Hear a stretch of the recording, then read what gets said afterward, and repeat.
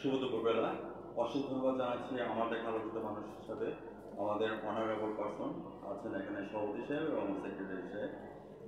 আমি আমাদের আব্দুল্লাহ কাকা আপনাকে আমি ধন্যবাদ জ্ঞাপন করছি প্রেসিডেন্ট হিসাবে, এবং আমাদের সেক্রেটারি হারুন রশিদ সাহেব আপনাকে আমি সেক্রেটারি পাওয়াতে আপনাকে আমি ধন্যবাদ জ্ঞাপন করছি আমার চ্যানেল 99 এবং জাতীয় পত্রিকা দৈনিক কাছে আলোচিত সেবা থেকে।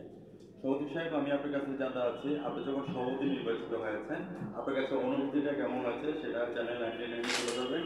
আমি সাংবাদিক ফরহাদ ভাই, আপনার ছেলে ভাই আপনার কাছে প্রশ্ন করছি, আপনার অনুভূতির কথা তো হাতে নিয়ে নেন।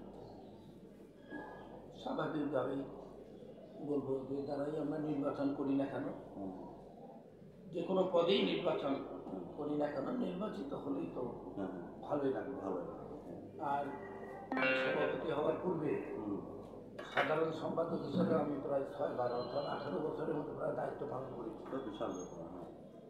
সাধারণ সম্পাদক হিসাবে ছিলাম 6 বার, তারপর আমি সভাপতি হিসাবে দায়িত্ব পেলাম, তো ভালোই লাগছে। বর্তমান সরকারের কাছে আপনার কি চাওয়া পাওয়া আছে এবং আমাদের আইনমন্ত্রী আনিস সাহেবের কাছে কি চাওয়া আছে? কেননা আপনারা যে ভ্যাট এবং ট্যাক্স দিচ্ছেন, এই ভ্যাট ট্যাক্সের টাকাতে কিন্তু বাংলাদেশে উন্নয়ন হচ্ছে, তো সেক্ষেত্রে আপনার অনুভূতির কথা তুলে ধরবেন আমাদের মমতা মহিমা জননেত্রী শেখ হাসিনা এবং আইনমন্ত্রী আনিস সাহেব। আমাদের বাংলাদেশ সরকারের মাননীয় প্রধানমন্ত্রী জননেত্রী শেখ হাসিনার কাছে আমরা ইতিপূর্বেই আমাদের দাবি সম্পর্কে তুলে ধরেছি। মাননীয় মন্ত্রী আইন বিচার সংসদ বিষয়ক মন্ত্রণালয় আনিসুল স্যারের কাছেও আমরা আমাদের দাবি তুলে ধরেছি। কেন্দ্রীয় নেতৃবৃন্দের মাধ্যমে আমরা নিজেরাও অনেক সময় মিটিং করেছি, মানববন্ধন করেছি, আলোচনা করেছি। আমাদের যে কোনো অফিসে তৎসঙ্গে আমরা তেজগাঁও আমাদের যে কেন্দ্রীয় কমিটি আছে, আমরা তেজগাঁয়ে রেজিস্ট্রেশন কমপ্লেক্সেও আমরা মিটিং করেছি। এক সময় আমাদের মাননীয় মন্ত্রী মহোদয় আইন বিচার সংসদ বিষয়ক মন্ত্রণালয় আনিসুল স্যার আমাদের এখানে এসেছিলেন। আমরা ওনার কাছে আমাদের লিখিত বক্তব্য তুলে ধরেছি। আমাদের দাবি ছিল ওদের 7টা আমরা দাবি করেছি, 7 প্রকার। ওনার কাছে আমরা দাবি তুলে ধরেছি যে আমাদের এই সমস্যাগুলো, তো উনি আশ্বাস দিয়েছেন যে আমি মাননীয় প্রধানমন্ত্রীর সঙ্গে কথা বলে আমি আপনাদের বিষয়ে একটা ব্যাপার। ধন্যবাদ আপনাকে। ধন্যবাদ। হ্যাঁ, আমি আমাদের সাধারণ সম্পাদক জনাব হারুন রশিদ সাহেবের কাছে যেতে যাচ্ছি। হারুন সাহেব, আপনি সাধারণ সম্পাদক নির্বাচিত হওয়াতে আপনার অনুভূতি কেমন লাগছে এবং বর্তমান সরকারের কাছে চাওয়া পাওয়া কি আছে আপনার চ্যানেলে তুলে ধরবেন। আমি সাংবাদিক ফরহাদ ভাই আপনার সঙ্গে আছি। বিসমিল্লাহির রহমানির রহিম। আমি নীলফামারী সদর দলিল লেখক অফিসের আমি সাধারণ সম্পাদক নির্বাচিত হয়েছি 2022 সালে, আর আমি ক্ষমতা পেয়েছি 23 সালে।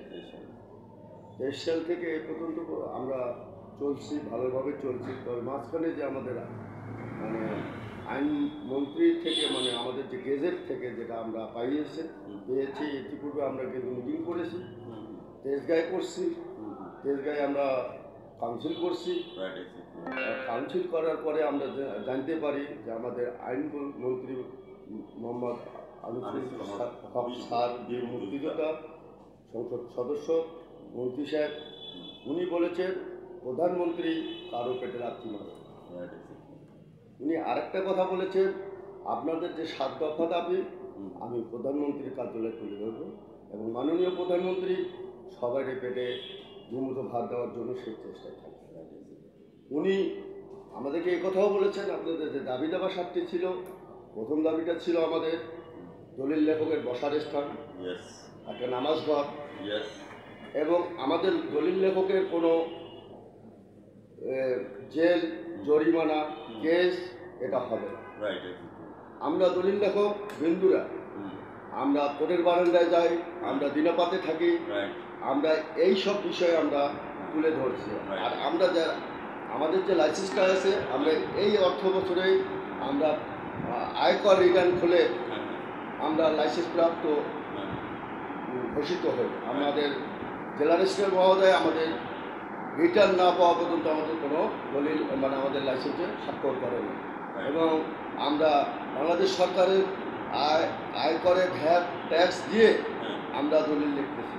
কিন্তু এই দলিল লেখকের পক্ষ থেকে আমি আবারও বলতেছি যে আমরা যে 7 দফা দাবি করেছি তার মধ্যে আমাদের এলাকায় গেজেটে পাওয়া গেছে 2023 সালে 18 অক্টোবরে যে গেজেট পাস হয়েছে পৌরসভার ক্ষেত্রে 60% ভ্যাট 6% ভ্যাট আমাদেরকে দিয়ে রেজিস্ট্রি করতে হয়, আর ইউনিয়ন লেভেলে আমাদেরকে দিতে হয় 2%।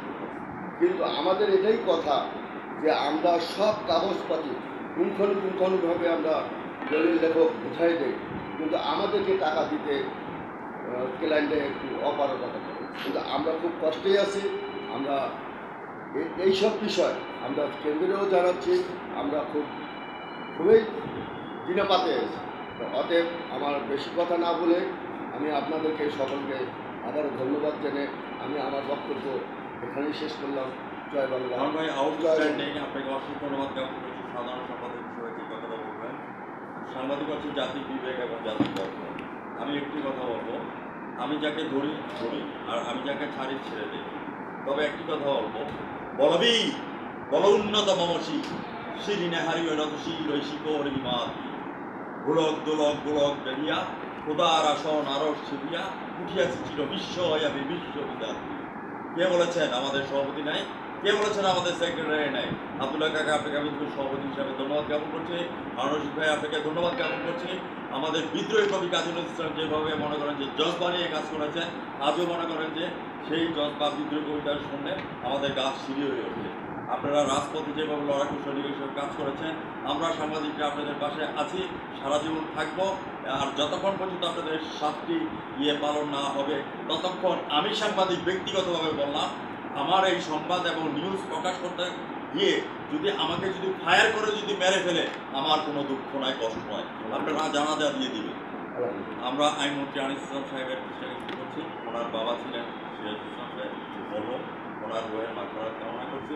আইনমন্ত্রী আনিস ইসলাম সাহেব আমাদের এলাকারই মানুষ, তো সেই সুবাদে কাকার কাছে দৃষ্টি আকর্ষণ করছি এবং কাকার পিএস জীবন ভাই, ওনাদের কাছে দৃষ্টি আকর্ষণ করছি আপনাদের যাতে সাথে যে আছে এই দাবি দাবাগুলি যাতে করতে পারে। আর যতক্ষণ পর্যন্ত না হবে ততক্ষণ আমি সাংবাদিকের কলম এবং ক্যামেরা চলতে থাকি। তো সেই সুবাদে আমি সাহেবের কাছে আরেকটা জিনিস জানতে চাচ্ছি যে কাকা, এখানে অরিজিনাল দলিল লেখক কজন আছে সে কথাটি প্রায় 140 জন আছে। তাদের তাও সহকারে আছে।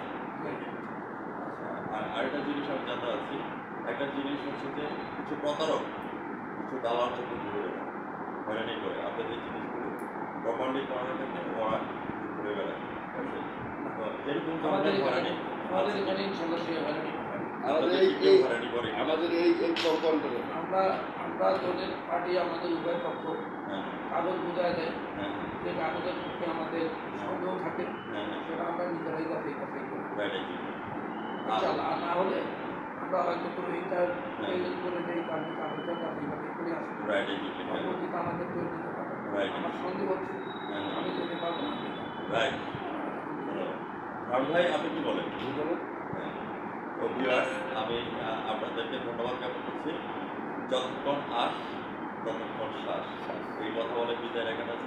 আজ রাত 9:15 আমাদের শ্রদ্ধেয় সভাপতি সাহেব এবং সেক্রেটারি সাহেবের সাক্ষাৎকারটি 9:15 আমাদের চ্যানেল 99 থেকে দেখে নেবেন। এবং জাতীয় পত্রিকা দৈনিক আজকে আলোকিত সেখান থেকে আমি সাংবাদিক ফরাদ ভাই, নীলফামারীর জেলা প্রতিনিধি এবং ধর্ম রিপোর্টার হিসেবে কাকা বিদায় রেখে যাচ্ছি। ভালো থাকেন, সুস্থ থাকেন। ধন্যবাদ আপনাদের। আপনাকে অসংখ্য আপনাকে অসুস্থ মনটা জুড়ে গেছে।